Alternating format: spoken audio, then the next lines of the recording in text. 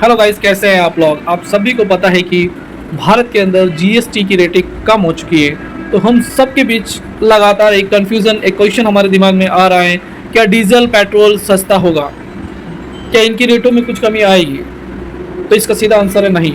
Diesel petrol का दाम पर नया जीएसटी स्लैब डायरेक्ट फ़र्क नहीं डालेगा, क्योंकि इसके पीछे एक रीज़न है। जीएसटी एक इनडायरेक्ट टैक्स है जो manufacturing, sale of goods, services पर लगता है।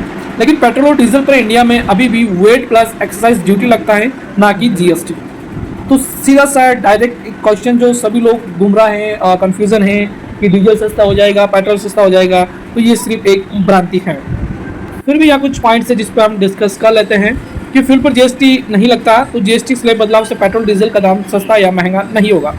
फ्यूल प्राइस काफ़ी हद तक international crude oil prices, refining cost, एड विक्री कर, retail margin, transportation charges, state level VAT, परिवहन फील्ड्स वगैरह से डिसाइड होता है।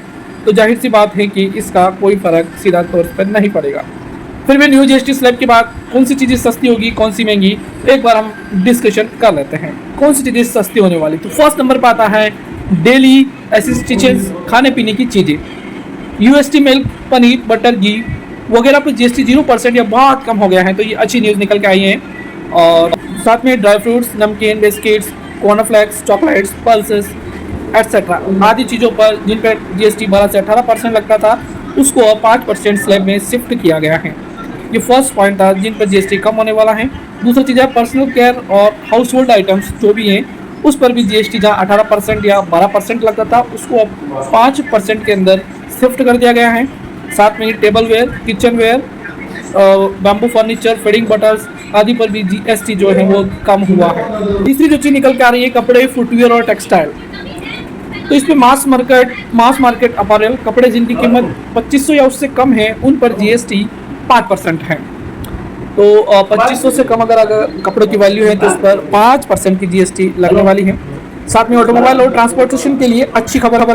ऑटोमोबाइल्स और ट्रांसपोर्टेशन पर जहां बाइक आपकी 350 सीसी की है या स्मॉल कैट्स है, पेट्रोल 1200 सीसी से कम है, 15 सीसी से कम है अगर डीजल में है, पर जीएसटी 28% था, उस पर 28% हो चुका है।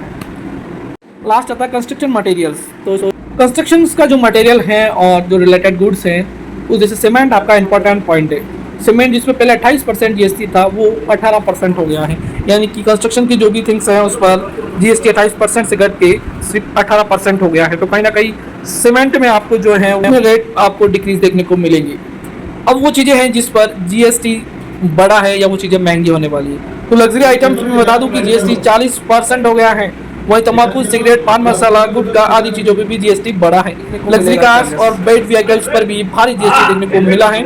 बात करूं मैं दूसरे पॉइंट्स की, तो लग्जरी चीज़ें जो भी हैं, जो क्लॉथ्स हैं, फुटवेयर हैं, अबाउट एक वैल्यू है कि 2500 से ज़्यादा क्लॉथ्स पे है तो उसका आपका जो पुराना रेट के साथ है वो बेनिफिट नहीं मिलेगा। तो गाइस ये कुछ मैंने डिस्कशन किया था। जिस चीज़ों पर जीएसटी कम हुआ है ज़्यादा, वो हमने पूरी डिटेल से यहाँ पर बात कर ली है। रही बात पेट्रोल और डीजल की, जो लोगों का कन्फ्यूज़न है वो बिल्कुल गलत है। Thank you.